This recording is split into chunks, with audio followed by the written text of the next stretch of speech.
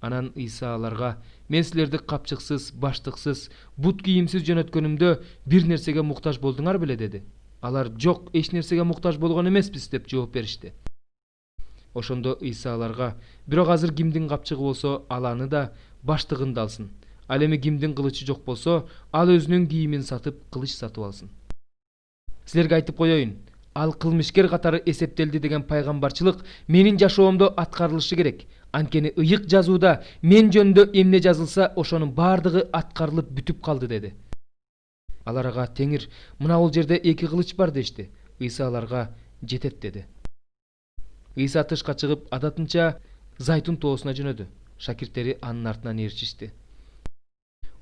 Ошондо Ыйса шакирттерине мындай деди: "Ушул түнү баарыңар менден шектенесиңер. Анткени ыйык жазууда: койчуну жок кылам, ошондо койлор туш-тушка чачырап кетет деп жазылган.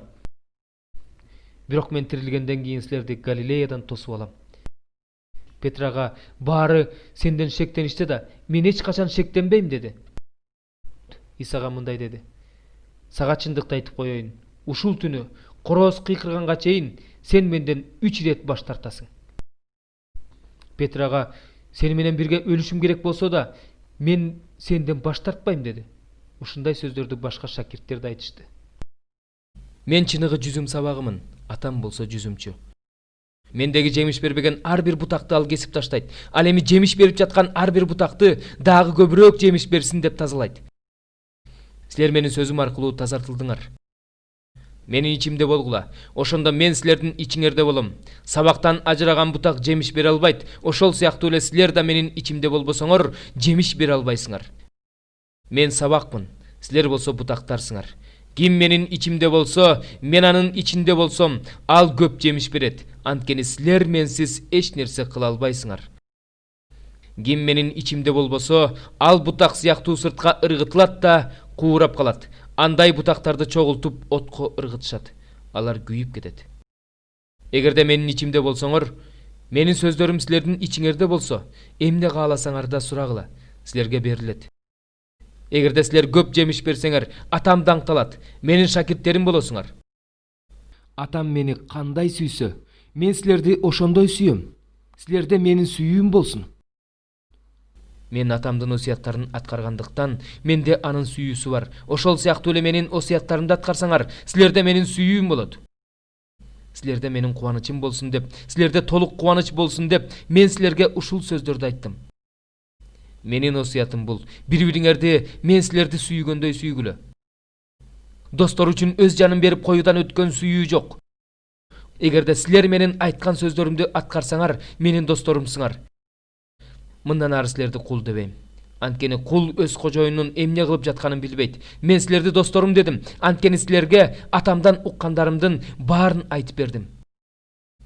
Силер мени тандаган жоксуңар. Мен силерди тандап алдым. Барып жемиш берсин деп, жемишиңер туруктуу болсун деп силерди дайындадым. Ошондо атамдан менин ысымым урматына эмне сурасаңар да, ал силерге берет. Силерге бере турган осуятым бул: бири-бириңерди сүйгүлө. Эгерде бул дүйнө силерди жек көрсө, силерден мурун мени жек көргөнүн билгиле. Эгерде силер бул дүйнөнүкү болсоңор, анда дүйнө өзүнүкүн сүймөк. Силер бул дүйнөнүкү эмессиңер. Мен силерди бул дүйнөдөн тандап алдым. Ошондуктан бул дүйнө силерди жек көрөт. Кул өз кожоюнунан жогору эмес деген сөзүм эсиңерде болсун. Эгерде мени кубалашкан болсо, силерди да кубалашат. Эгерде менин сөзүмдү угушкан болсо, силерди да угушат. Мунун баарын силерге менин ысымым үчүн кылышат, анткени мени жиберген Кудайды билишпейт. Эгерде мен келбесем, аларга айтпасам, аларда күнөө жок болмок. Азыр болсо алардын күнөөлөрү үчүн кечирим жок. Ким мени жек көрсө, ал атамды да жек көрөт. Эгерде мен аларга менден башка эч ким кылбаган иштерди көрсөтпөгөн болсом, аларда күнөө жок болмок. Алар көрүштү, бирок мени да, атамды да жек көрүшөт. Алардын мыйзамындагы мени себепсиз эле жек көрүшөт деген сөз аткарылышы үчүн ушундай болду. Мен силерге сооротуучуну жиберем. Атамдан чыгып келе турган ал чындык руху келгенде, силерге мен жөнүндө күбөлөндүрөт. Силер да күбөлөндүрөсүңөр, анткени башынан бери менин жанымда болдуңар. Буларды мен силерге азгырылып кетпешиңер үчүн айттым.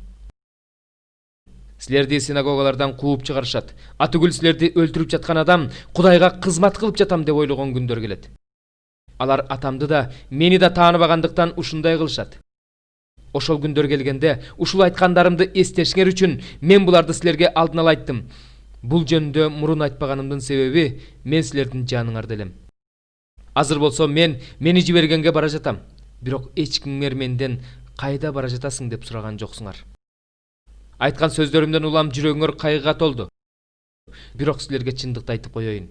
Менин кеткеним силер үчүн жакшы. Эгерде кетпесем силерге сооротуучу келбейт. Эгерде кетсем, аны силерге жиберем. Ал келип, бул дүйнөнүн күнөөсүн ашкере кылат, адилдик жана келечектеги сот жөнүндө билдирет. Бул дүйнөнүн күнөөсү мага ишенбегендиги. Адилдик менин атама бараткандыгым. Мындан ары силер мени көрбөйсүңөр. Ал эми сот бул дүйнөнүн төрөсү шайтандын соттолгондугу. Силерге айта турган сөзүм көп, бирок азыр силер түшүнө албайсыңар.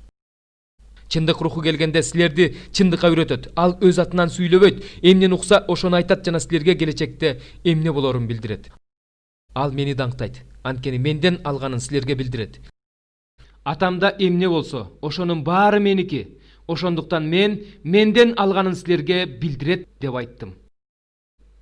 Бир аз убакыттан кийин силер мени көрбөй каласыңар. Дагы бир аз убакыттан кийин кайра көрөсүңөр, анткени мен атама бара жатам.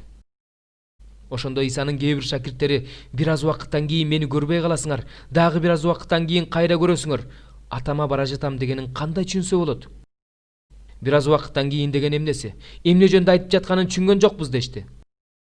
Ыйса алардын эмне жөнүндө сурагылары келип жатканын билип, мындай деди: бир аз убакыттан кийин мени көрбөй каласыңар, дагы бир аз убакыттан кийин кайра көрөсүңөр деп айтканым жөнүндө бири-бириңерден сурап жатасыңарбы?